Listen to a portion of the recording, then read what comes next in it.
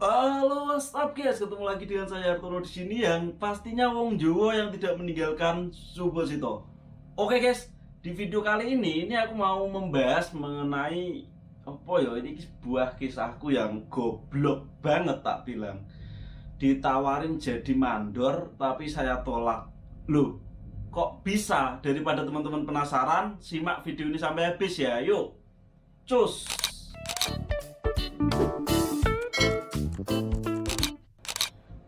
Oke guys, assalamualaikum warahmatullahi wabarakatuh. Ketemu lagi dengan saya Hartono. Buat yang baru gabung, salam kenal. Buat yang udah stay di channel ini, terima kasih banyak udah stay di sini. Sehat selalu, semoga sukses menyertai teman-teman semuanya. Oke, gak panjang lebar, ini adalah sebuah cerita yang pernah tak alami, yang sebenarnya udah lumayan lama sih. Aku udah agak lupa ingat kok kayak lagu. Enggak, aku masih ingat karena ingatanku itu termasuk salah satu ingatan yang kuat masuk ke dalam 5 orang yang ingatannya kuat versi on the speed. Ya wes lah, langsung saja gak panjang lebar. Jadi ini sebuah kisah atau kejadian yang tak alami di tahun sekitar 2020-an yo. Sampai sekarang itu baru 2 tahunan dan aku ketika itu masih di pabrik pertama guys. Ini adalah sebuah kejadian yang tak alami ketika aku di pabrik pertama, dan waktu itu awal-awal terjadi corona. Bener nggak kalau misal salah tolong teman-teman koreksi. Waktu itu saya ingatku corona itu awal-awal bulan sekitar Januari Februarian itulah, dan di situ pabrikku mulai gonjang-ganjing. Pabrik selang radiator itu gonjang-ganjing, terus terjadi mungkin kesulitan ekonomi juga target menurun karena adanya pekerja-pekerja ini mayoritas bekerja dari salah satu negara di Timur Tengah. Sebut saja inisialnya negara Mesir guys. Dari sana banyak banget teman-teman yang kerjanya nggak bener-bener kerja tetapi cuma berbohong guys. Wes, hingga akhirnya kerjaan yang tak pegang waktu itu, aku kerja di pegang mesin untuk ngopen selang radiator itu loh guys, namanya bagian songyong. Jadi dari karet yang mentah terus dicetak bolong-bolong gitu, terus habis itu dibentuk menjadi selang radiator yang bentuknya ada yang belok-belok begitu, mbungker wis segala macam seperti itu pokoknya. Terus nanti diopen, terus mateng saya cabuti seperti itu. Dan waktu itu terjadi gonjang-ganjing hingga akhirnya sajang yang tak ikuti itu, maksudnya sajang utama pabrik itu kan namanya dulu Soil ya. Pabrik Soil itu waktu itu udah nggak megang itu lagi. Jadi aku waktu itu mau dioper ke sajang borong karena ada salah satu sajang borong yang mau megang kerjaan itu, yaitu dari pabrik kedua, pabrik cabang. Aku ditawari waktu itu berdua, aku sama temanku, ini namanya Jinggu Suwaji sebut saja yo. Ini ditarik ke kantor, dipanggil. Ini kerjaannya mau dioper sama sajang lain karena sajangku juga udah posisinya dipecat guys. Oh ya, FYI, waktu dulu aku pertama datang itu sajangku itu namanya Gunjongman, aku ingat sajang yang pertama. Terus habis itu aku di sini beberapa bulan juga sajangku udah ganti lagi, namanya Pak Sopo ngono, pokoknya ganti. Terus habis pas aku posisi gonjang-ganjing 2020 ini nggak ada sajangnya posisinya, jadi cuma ada yang namanya Debyo Isa seperti itu. Aku dipanggil Debyo Isa sama Jinggus Waji itu tadi ke kantor, terus ditemuin sama sajang ini, dijelasin, "Kono ya, ini pabriknya meh dipindah, maksudnya dicekel sama sajang ini. Kamu ikut sajang ini atau tetap di Soil ini?" Terus aku pun juga agak bimbang dong karena kaget. Waktu itu aku perundingan sama temanku, piye iki meh pindah apa tetep nek kene. Tapi lek misal ikut di soil itu, soil udah nggak megang yang mesin tak pegang itu, jadi bagiannya ada di belakang. Terus aku rundingan, tapi ki misal diwehi bonus ya ora apa-apa sih aku gitu.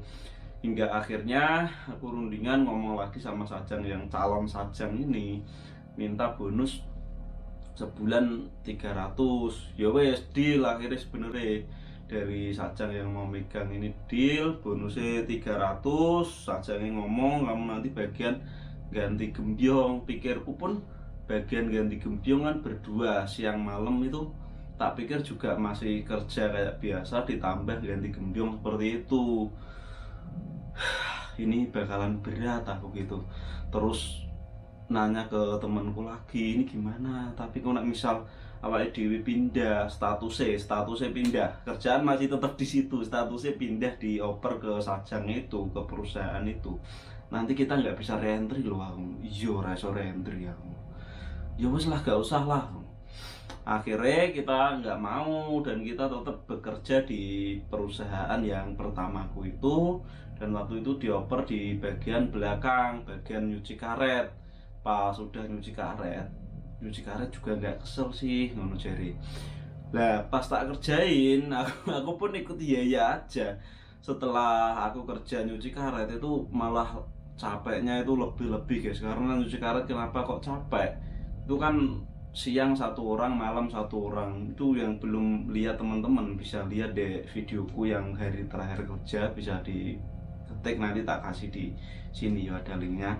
Itu bener-bener capek banget, dan aku ngelihat yang pas kerjaanku udah dioper di Sajang Borong itu ternyata ada 2 orang yang ganti gembyong, itu orang Mesir.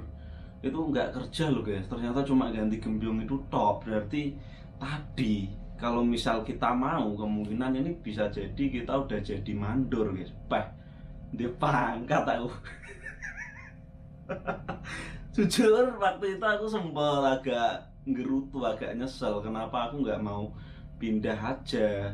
Tapi nggak apa-apa lah karena aku mau reentry. Ya wes akhirnya aku bekerja di tempat yang nyuci karet itu selang beberapa bulan, ya nggak lama, kayak 3 bulan atau 4 bulan. Itu di belakang juga terjadi goncangan meneh, jomplang, karena nggak tahu kan pabriknya itu namanya Byungwa Group ya, jadi soal itu di bawah Byungwa Group itu.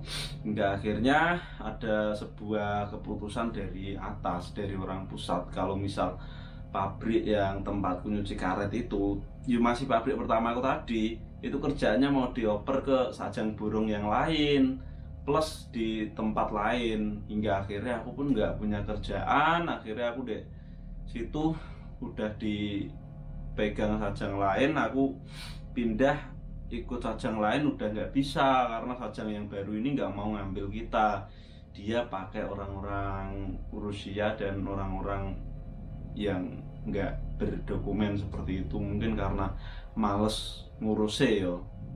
Dan akhirnya saya berdua ini, bertiga sama satunya ini nggak punya kerjaan lagi guys, nggak punya kerjaan, terus cuma apa ya, kelontang lantung nggak jelas. Status kita juga masih galau banget, ini penuh ketidakpastian. Sedangkan pas posisi itu udah mau 3 tahun di Korea kita, sedangkan pas udah mau 3 tahun ini otomatis ini masa-masa yang rawan guys, bisa kita udah mepet juga yo. Ini bener-bener satu kondisi yang dilema. Ini satu hal yang tak sesali. Sekali lagi penyesalan itu datangnya belakangan guys, karena waktu itu aku tidak mengikuti kata hatiku, tetapi cuma minta pendapat teman terus aku ikut gitu toh.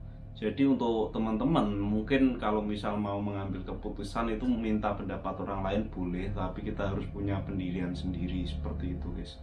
Ya guys, mungkin cukup sekian cerita dari saya ketika mau ditawarin jadi mandor gak mau yo. Terus akhirnya setelah visa aku mau habis ini bagaimana kelanjutannya nanti bakalan tak bahas di video berikutnya.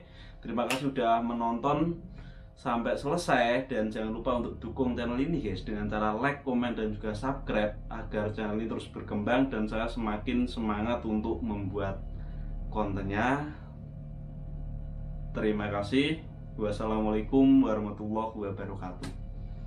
Salam Subhasito.